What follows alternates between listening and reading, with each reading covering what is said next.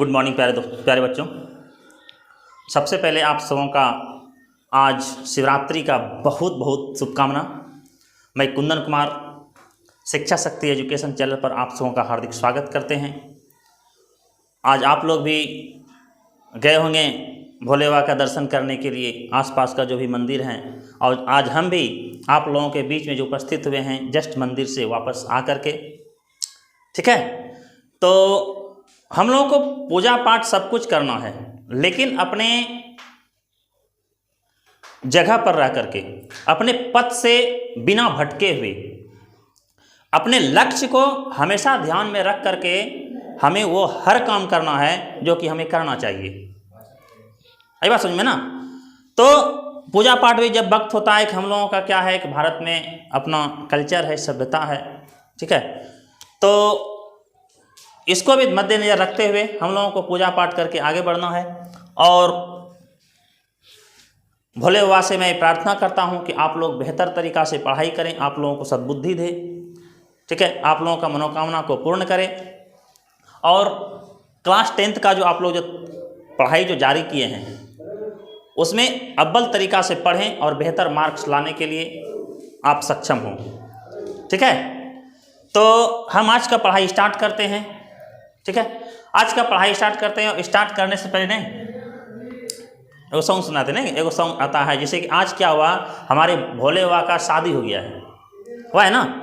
तो नहीं कहता है कि सजी है धरती सजी है अंबर सजी पूरे आकाश जी, सजी है धरती सजी है अंबर सजी पूरी आकाश जी, गौरा जी को लेने आए मेरे भोलेनाथ जी, गौरा जी को मेरे आए लेने भोलेनाथ जी। गुनगुनाइए आप लोग भी और मस्ती से पढ़ाई कीजिए, ओके, ठीक है। हम लोग पढ़ाई स्टार्ट करते हैं। हम इसके पहले जो पढ़ाए थे वास्तविक संख्या पढ़ा दिए थे, जो कि 1.1 का जो था। और अब हम लोग जो स्टार्ट करने जा रहे हैं क्लास 10th NCERT का जो 2.1 है, चैप्टर 2, उसमें आपका चैप्टर है बहुपद, जिसको बोलते हैं पॉलिनोमियल, ठीक है। इसको क्या बोलते हैं? बहुपद, पॉलिनोमियल इसको बोला जाता है। ये बहुत ही क्या है, महत्वपूर्ण चैप्टर है। इसके बारे में पहले आज थोड़ा जानते हैं कि ये जो बहुपद है, ये हम लोग पहले बहुपद कहते किसको हैं, ये बहुपद होता क्या चीज़ है, ठीक है। तो बहुपद यहाँ पर चर अचर, ठीक है, चर और अचर या फिर चर के गुणांक तथा धनात्मक घातांक के जोड़ घटाव या गुणन की क्रिया वाले बीज गणितीय व्यंजक को हम लोग क्या बोलते हैं? बहुपद कहते हैं, ठीक है। बहुपद किसको कहते हैं? चर अचर, चर के गुणांक तथा धनात्मक घातांक के जोड़ या घटाव, ठीक है, या गुणन की क्रिया वाले बीज गणित व्यंजक को हम लोग क्या बोलते हैं? बहुपद कहते हैं, ओके। बहुपद जो होता है ना, ये दो प्रकार का होता है। यहां पर देखिए आप लोग को मिला होगा एक चर और एक होता है अचर। ये दो को नया वर्ड मिला, आप लोग हालांकि 9th में पढ़े होंगे, ठीक है। अगर ठीक ठाक से नहीं अगर याद है तो अभी अच्छा से इसको समझ जाइए। हाँ, धनात्मक का मतलब क्या होता है? धनात्मक मतलब कि वो क्या होता है? पॉजिटिव होता है, प्लस में होगा उसका घातांक, घात जो होता है ना वो पॉजिटिव होगा, ठीक है। और जोड़ और घटाव जहां से स्टार्ट होता है वहां से वो क्या होता है? पद बनता है, ठीक है। तो बहुपद जो होता है ना वो दो प्रकार का होता है। कितने प्रकार का बोलिए तो? दो प्रकार का। कौन कौन होता है? एक होता है चर बहुपद और एक होता है अचर बहुपद। बहुपद कै प्रकार का? दो प्रकार का, एक चर बहुपद और एक क्या होता है? अचर बहुपद, ठीक है। अब देखिए चर बहुपद किसको कहते हैं और अचर बहुपद किसको कहते हैं। तो चर बहुपद का होता है, चर बहुपद का मतलब होता है कि वैसा मान, वैसा कोई वैल्यू जिसका कि मान हमेशा क्या होता है? बदलता है। इसका मान हमेशा क्या होता है? चेंज हो जाता है। और अचर बहुपद किसको कहते हैं? वैसा मान, वैसा मान जिसका कि हमेशा जो है मान उसका क्या होता है कि वो कभी बदलता नहीं है, वो स्थिर रहता है, उसको हम क्या कहते हैं? अचर। जैसे कि कभी देखते हैं कोई, अगर मान लेते हैं कि अगर सिंपल अगर कोई पेड़ पौधा है, कोई अगर घास है, नहीं कहते, इसको सिंपल वे में कर सकते हैं वैसा। हाँ, घास जो जानवर चर जाए उसको चर कहते हैं, और जो नहीं चर पाए उसको अचर कहते हैं। जो कि ठोस चीज रहता है उसको चर पाता है क्या? नहीं चर पाता है। तो जो नहीं चरता है, जो नहीं बदलता है, जिसको हम जल्दी नहीं बदल सकते हैं, वो क्या होगा? अचर होगा। और जिसको बदल दें, जिसका टुकड़ा कर दें, जिसका एक मान से दूसरा मान हम बना सकते हैं, वो क्या हो जाएगा? चर हो जाएगा। एग्जाम्पल हम लेते हैं क्या? एक सेब लेते हैं, ठीक है? एक सेब लीजिए और एक लोहे का टुकड़ा लीजिए, लोहे का टुकड़ा, ठीक है? एक सेब लीजिए, एक लोहे का टुकड़ा लीजिए, और आपके हाथ में एक चाकू दे दिया जाए, आपके हाथ में चाकू दे दिया जाए, और चाकू से बोले कि इसको क्या कर दिया जाए? काट काट करके इसको बांट दिया जाए। तो बताइए आप किस चीज को काट के बांटने में सक्षम रहिएगा? आप ऑटोमेटिक बात है, सेब को काट करके क्या कीजिएगा? उसको आराम से बांट सकते हैं, लेकिन वो लोहा का जो टुकड़ा है उसको बांटना मुश्किल होगा, उसको काटना आसान नहीं है। इसीलिए सेब का टुकड़ा आपके पास, जो सेब जो है आपका चर हुआ, और वो जो लोहा का जो टुकड़ा है वो क्या है? आपके सामने में अचर का एग्जाम्पल देता है। आई बात समझ में? तो यहां पर देखिए, कहता है कि चर जो है बहुपद, यानी कि चर बहुपद जो है बहुपद का ऐसा पद है जिसका मान हमेशा बदलता रहता है, हमेशा बदलता रहता है। जैसे कहीं पर ले लेते हैं कि x, ठीक है, प्लस y, ठीक है, या फिर और कुछ भी ले लीजिए, x ले लीजिए, a ले लीजिए, b ले लीजिए, तो ये सब का मान क्या होता है ना? बदल जाता है, चेंज हो जाता है, ठीक है? अचर बहुपद क्या होता है? अचर बहुपद का ऐसा पद होता है, बहुपद का ऐसा पद होता है जिसका मान हमेशा स्थिर रहता है, ये कभी बदलेगा ही नहीं। आप कभी 3 का वैल्यू आप 4 बोल सकते हैं कि किसी को 3 रुपया दीजिए और उसको बोलिए नहीं 5 रुपया तुम मान लो, तो मान लेगा वो? कि मानेगा? नहीं मानेगा। अगर हम किसी को 5 रुपया देते हैं और उसको बोलेंगे रे भाई तुमको हम 5 रुपया दिए, तो मान लो 10 टका दिए, मानेगा? लड़ाई कर लेगा? कर लेगा ना? तो उसको हम क्या कहते हैं? अचर, जिसका कि मान कभी भी चेंज नहीं होता है उसको अचर कहते हैं। जिसका मान बदल जाता है उसको हम चर कहते हैं, ठीक है? अब देखिए, जैसे का और एग्जाम्पल लेते हैं, मान लेते हैं एक 3x + 2y। आप बताइए इसमें कौन सा चर है, कौन सा अचर है? तो इसमें जो है x क्या है? चर है, और 3 क्या है? अचर है। यहां पर 2 क्या है? अचर है, और y क्या है? चर है। जिसका कि मान बदलता है वो चर है, जिसका मान नहीं बदलता है वो अचर है। नहीं समझिए?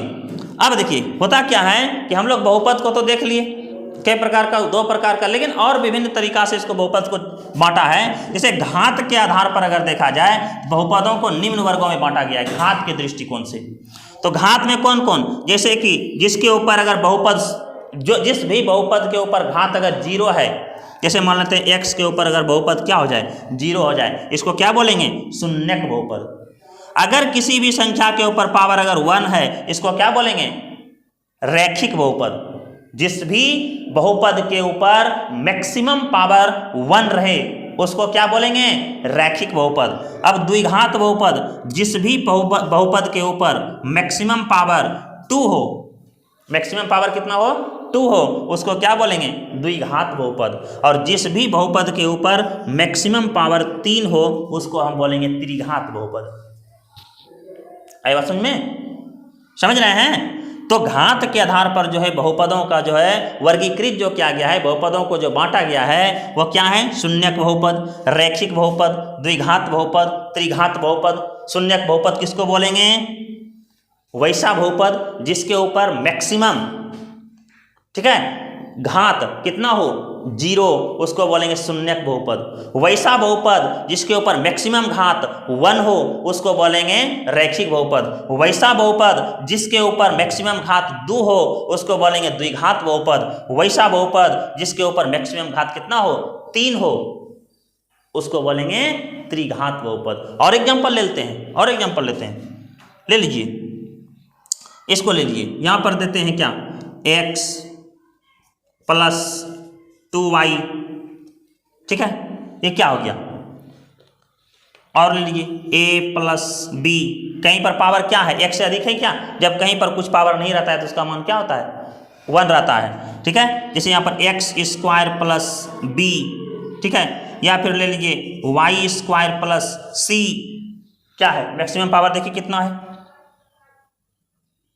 मैक्सिमम पावर यहाँ पर 2 है, इसलिए द्विघात बहुपद है। यहाँ पर ले लीजिए 3x square plus 2b square, यहाँ पर देखिए सॉरी यहाँ पर क्या हो जाएगा 3x cube plus 2b square, यहाँ पर मैक्सिमम घात कितना है 3 है, इसलिए कौन बहुपद होगा, यह त्रिघात बहुपद होगा। अब समझ में, अब क्या होता है कि ये तो समझ में आ गया बहुपद किसको कहते हैं। बहुपद कई प्रकार का होता है, 2 प्रकार का होता है, चर बहुपद और अचर बहुपद। चर किसको कहते हैं, जिसका मान बदलता है उसको चर कहते हैं, जिसका मान नहीं बदलता है उसको अचर बोला जाता है। घात के आधार पर बहुपदों को जो विभक्त किया गया है, उसको जो वर्गीकृत किया गया है, बांटा गया है, वो शून्यक बहुपद, रेखिक बहुपद, द्विघात बहुपद और त्रिघात बहुपद, ठीक है। अब इसी तरह से बहुपद का और एक पार्ट में उसको बांटा गया है, वो पद के आधार पर।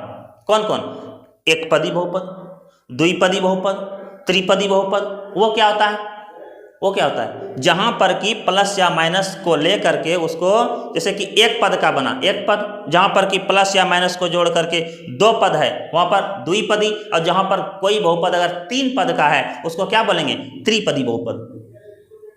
है समझ में। तो इस चीज को ध्यान में रखते हुए अब हम धीरे धीरे क्या करते हैं, चैप्टर की ओर चलते हैं, जो कि आप लोगों का डिस्टर्ब है, वहां क्या डिस्टर्ब है,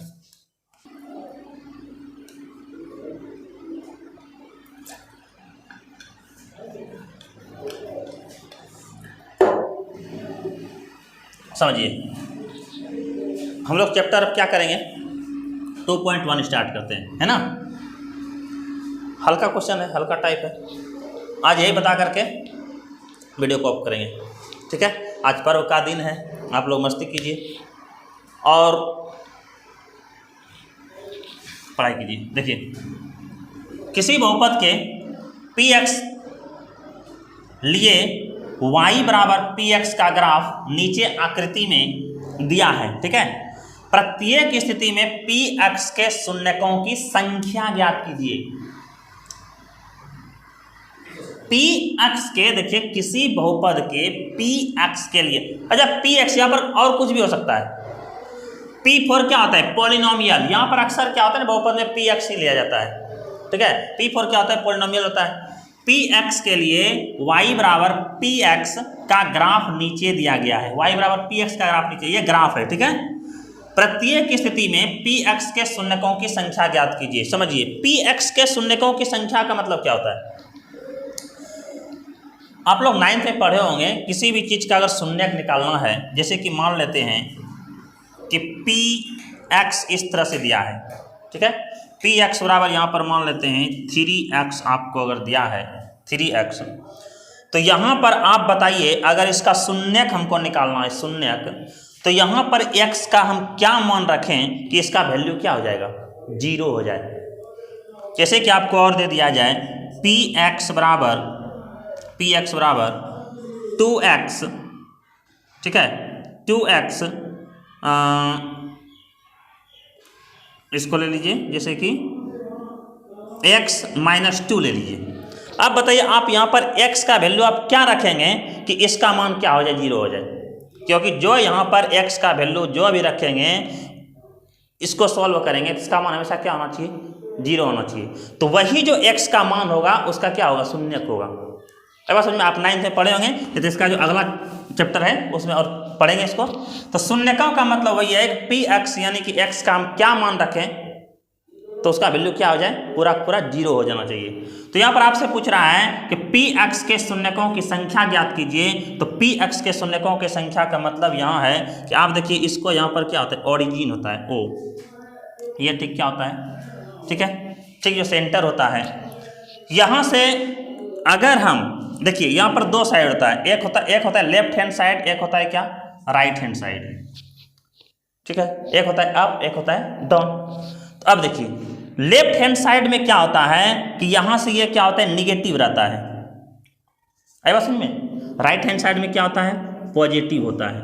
ऊपर में क्या होता है, पॉजिटिव रहता है और नीचे क्या होता है, निगेटिव रहता है। ये आप लोग अच्छा से ग्राफ में जाने होंगे।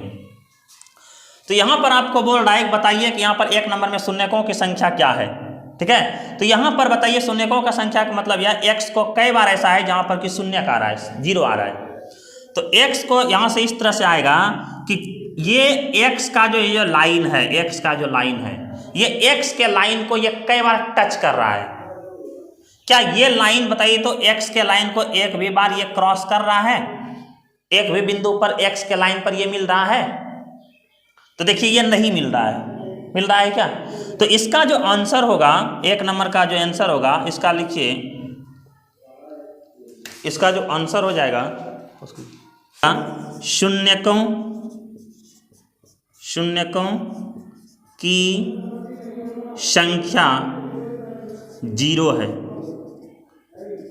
क्योंकि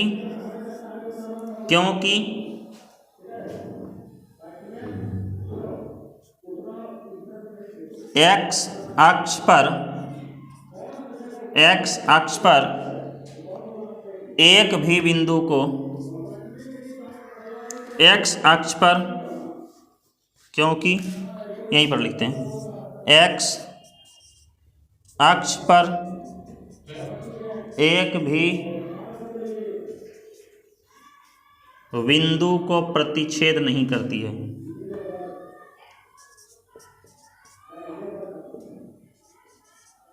को प्रतिच्छेद नहीं करती है। आई बात समझ में?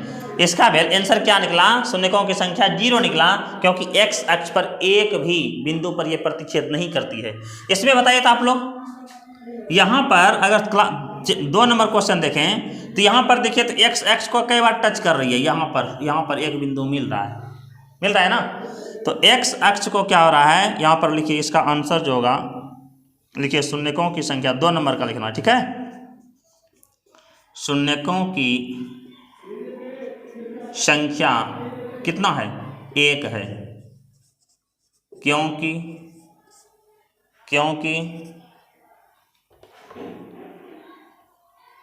x अक्ष को एक बार प्रतिच्छेद करती है, एक बार प्रतिच्छेद करती है, ठीक है, एक बार प्रतिच्छेद करती है। 3 नंबर का आंसर देखिए, 3 नंबर का आंसर यहाँ लिखते हैं। 3 नंबर को देखिए कई बार टच कर रहा है, 1 2 और कई बार 3 बार टच कर रहा है, 1 2 और 3। x अक्ष वाला लाइन को देखना है कई बार ये क्रॉस कर रहा है, कई बार प्रतिच्छेद कर रहा है। तो यहाँ पर लिखिए शून्यकों की संख्या, शून्यकों की संख्या 3 है, क्योंकि x अक्ष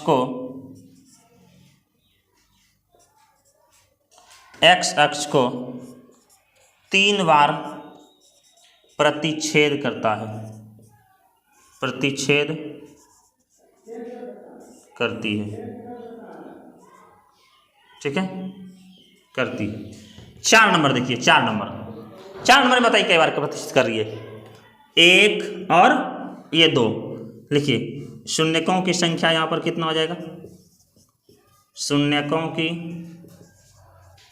संख्या 1 2 है, क्योंकि x अक्ष को 2 बार प्रतिच्छेद